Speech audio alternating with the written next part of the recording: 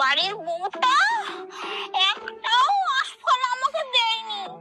গাছ ভর্তি আশফল হয়েছে আর সারা পাড়া বিলি করেছে, আর আমার বেলায় একটা পৌঁছায়নি।